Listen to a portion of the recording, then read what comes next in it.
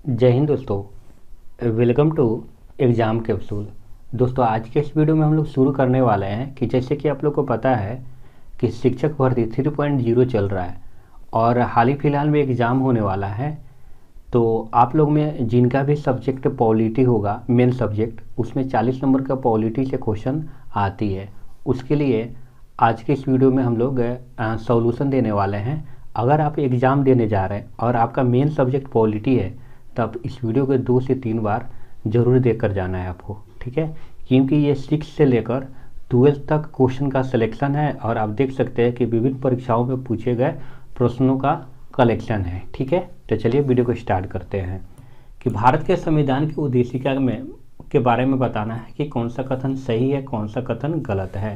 तो आप देख सकते हैं ये आपके सामने है, इसमें बताना है कि कौन सा कथन सही है, कौन सा गलत है। तो सबसे पहले ही दे दिया गया है कि उद्देशिका स्वयं न्यायालय में परिवर्तनीय नहीं है, एकदम सही बात है। और सेकंड दिया गया है कि उद्देशिका उन उद्देश्यों को बताती है जिन्हें संविधान स्थापित करना और आगे बढ़ाना चाहता है, ये भी सही है।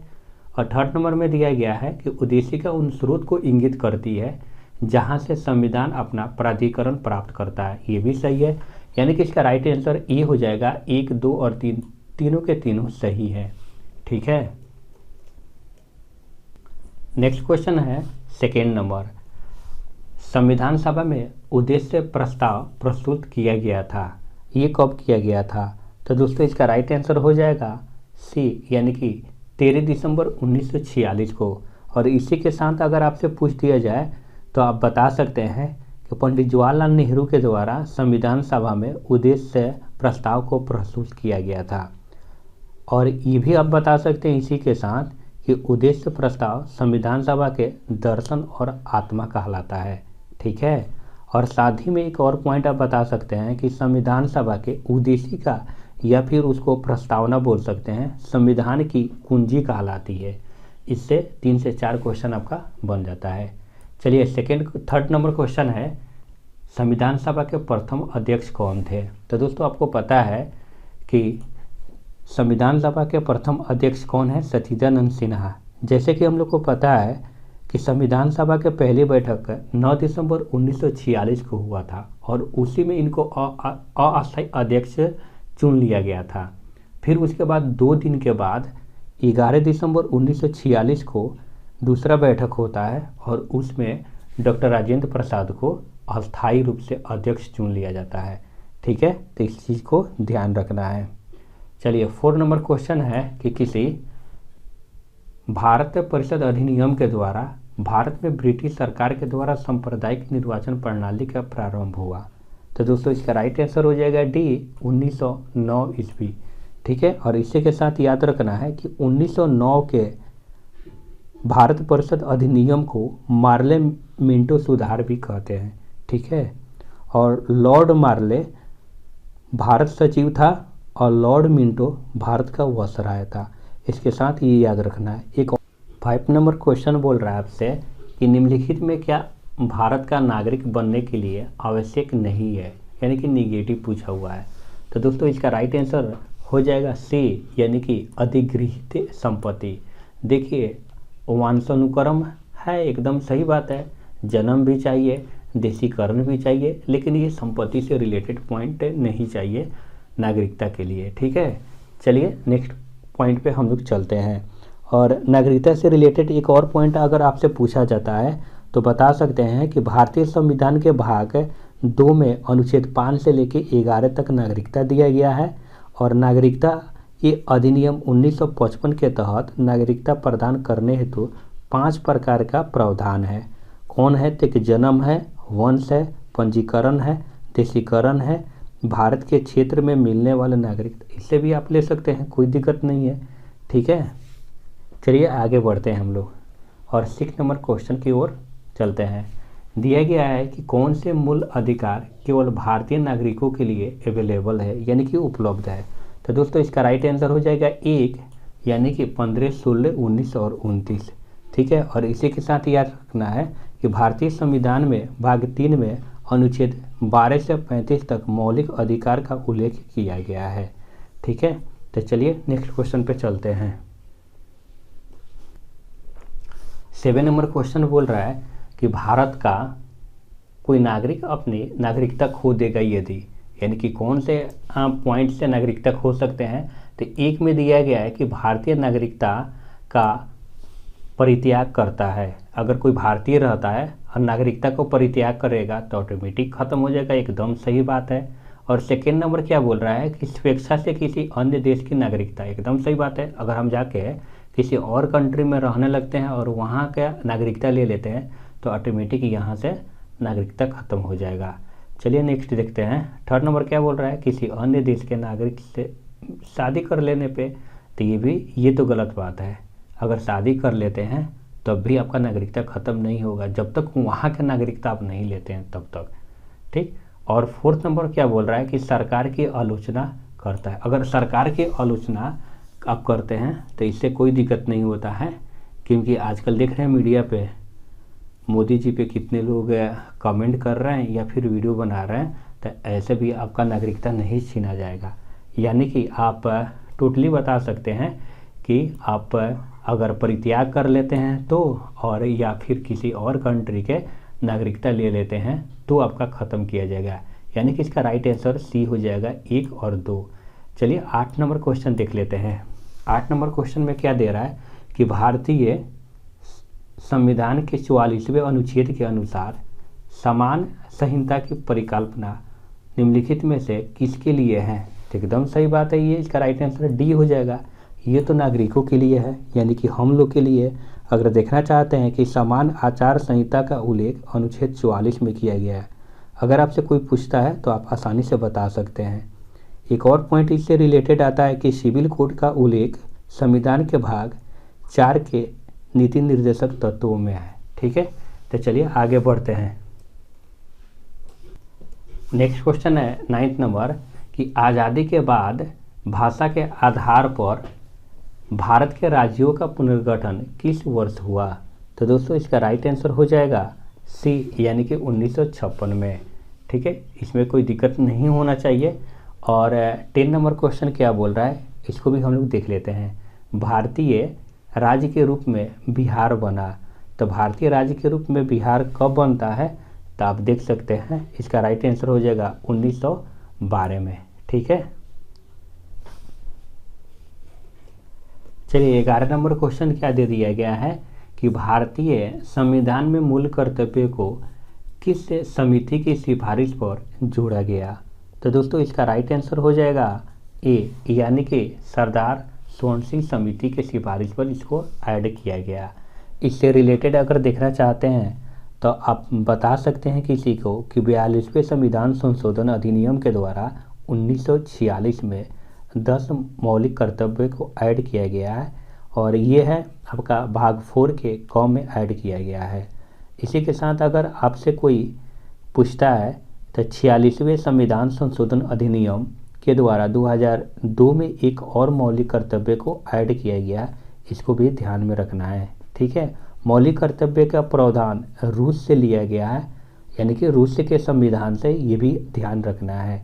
मौलिक अधिकार अमेरिका के संविधान से लिया गया है, आपको ये भी ध्यान रखना है। यानी कि कर्तव्य पूछेगा तो रूस से, और मौलिक अधिकार पूछेगा तो आप बता सकते हैं ये अमेरिका से लिया गया है। चलिए 12 नंबर क्वेश्चन है कि संविधान सभा के सदस्यों के द्वारा संविधान पर कब हस्ताक्षर किया गया। तो दोस्तों इसका राइट आंसर हो जाएगा 24 दिसंबर 1950 में, यानी कि इसका राइट आंसर डी हो जाएगा। और इसी के साथ एक और पॉइंट याद रखिएगा कि संविधान सभा की अंतिम बैठक 24 दिसंबर 1950 को तो हुआ ही था। संविधान सभा के गठन कैबिनेट मिशन के प्रस्ताव पर किया गया था। और साथ ही में एक और पॉइंट याद रखिएगा, प्रथम बैठक 9 दिसंबर 1946 को और दूसरा कब हुआ था, 11 दिसंबर को, ठीक है। चलिए 13 नंबर क्वेश्चन देख लेते हैं। बताना है कि इनमें से कौन सम्मिलित नहीं है, ठीक है। तो ध्यान देना है इस पर।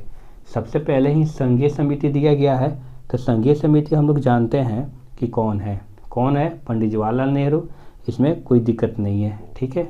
उसके बाद देखना है कि प्रारूप कौन है, तो प्रारूप भी हम लोग जानते हैं कि अम्बेडकर जी थे, इसमें भी कोई दिक्कत नहीं है। लेकिन संचालन समिति दिया गया है, तो इसका पॉइंट दिया गया है कि एम मुंशी, जो कि इसका राइट आंसर ये नहीं होगा, संचालन समिति डॉक्टर राजेंद्र प्रसाद थे। यानी कि नहीं पूछ रहा है तो आपका राइट आंसर यही हो जाएगा, डॉक्टर राजेंद्र प्रसाद होगा, यानी कि ये गलत है। राज्य के लिए समिति थे पंडित जवाहरलाल नेहरू, इसमें भी कोई दिक्कत नहीं है। ठीक है, चलिए आगे बढ़ते। 14 नंबर क्वेश्चन दे दिया गया है, किसी संगठन के सदस्य को किस आधार पर एकत्र होने से वंचित किया जा सकता है। तो दोस्तों इसका राइट आंसर हो जाएगा एक, यानी कि राष्ट्र की एकता एवं संप्रभुता। ठीक है, और इसी के साथ एक और पॉइंट आप लोग को याद रखना है कि भारतीय संविधान के अनुच्छेद 19 में 6 प्रकार की स्वतंत्रता दी गई है। ठीक है, आप कमेंट सेक्शन में ज़रूर कमेंट कीजिएगा जो 6 प्रकार की स्वतंत्रता दी गई है कौन कौन से दिया गया है। ठीक है, चलिए नेक्स्ट पे चलते हैं। नेक्स्ट आपका क्वेश्चन है 15 नंबर। ठीक, 15 नंबर क्वेश्चन देख लेते हैं। संविधान के उद्देशिका में किस मौलिक अधिकार का वर्णन नहीं है। तो दोस्तों इसका राइट आंसर हो जाएगा ए, यानी कि आर्थिक स्वतंत्रता का वर्णन कहीं नहीं किया गया है। ठीक है, एकदम इसको ध्यान में रखना है। एक और पॉइंट याद रखना है कि संविधान में उद्देशिका की भाषा जो बोलेगा ये ऑस्ट्रेलिया के संविधान से लिया गया है।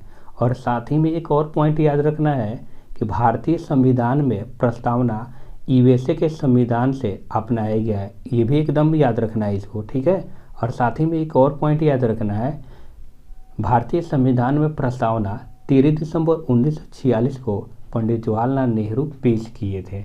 ठीक है, तो चलिए हम लोग आगे बढ़ लेते हैं। 16 नंबर क्वेश्चन दिया गया है, इसको अच्छा से देखना है। ठीक है, 16 नंबर क्वेश्चन बोल रहा है कि उद्देशिका में 42वें संविधान संशोधन में कौन सा शब्द ऐड किया गया। तो दोस्तों इसका राइट आंसर हो जाएगा बी, यानी कि समाजवाद, पंथ निरपेक्ष, अखंडता। एक बार और मेरे साथ आप लोग को बोलना है, कौन सा ऐड किया गया 42वें कब ऐड किया गया था, संशोधन हुआ था तो 1946 में। 4 2 6 याद रखना हमेशा 46, कौन, समाजवाद, पंथ निरपेक्ष, अखंडता। ठीक है, इसको अच्छा से याद करके लेके चलना है। एक और पॉइंट आप लोग याद कर लीजिए कि 42वें संविधान संशोधन को लघु संविधान का दर्जा दिया गया। नेक्स्ट पॉइंट हम लोग देख लेते हैं कि संगठनात्मक सरकार में क्या होता है। तो इसका राइट आंसर हो जाएगा ए, यानी कि शक्तियों का विकेंद्रीकरण। ठीक है, तो इसको याद रखना है हमेशा। और इसी के साथ एक और पॉइंट याद रखना है कि भारत शासन अधिनियम 1935 में या 35 के द्वारा भारत में सर्वप्रथम संघीय सरकार का प्रावधान किया गया। ठीक है, और साथ ही में एक और पॉइंट याद रखना है कि भारत के संविधान अनुच्छेद 1 में भारत को राज्यों का संघ यानी कि यूनियन कहा गया। ठीक है, इसको भी याद रखना है। चलिए चलते हैं नेक्स्ट क्वेश्चन पे। नेक्स्ट 18 नंबर क्वेश्चन क्या बोल रहा है, इसको ध्यान से देखना है। इसमें बताना है कि निम्न में कौन सुमलित है, यानी कि सुमलित के मतलब कौन सही सुमलित है, ये आपको बताना है।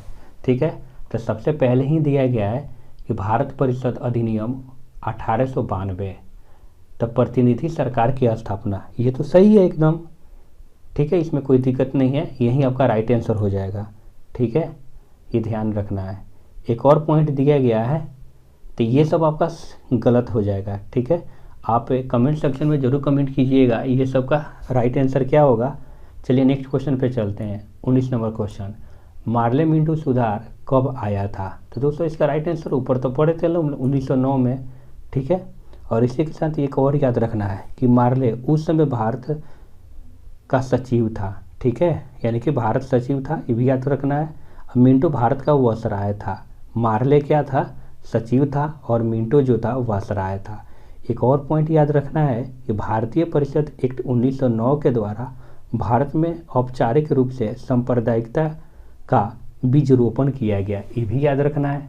ठीक है, चलिए 20 नंबर क्वेश्चन देख लेते हैं। 20 नंबर क्वेश्चन क्या बोल रहा है कि उद्देशिका में समाजवादी एवं धर्मनिरपेक्ष शब्द जोड़े गए कब।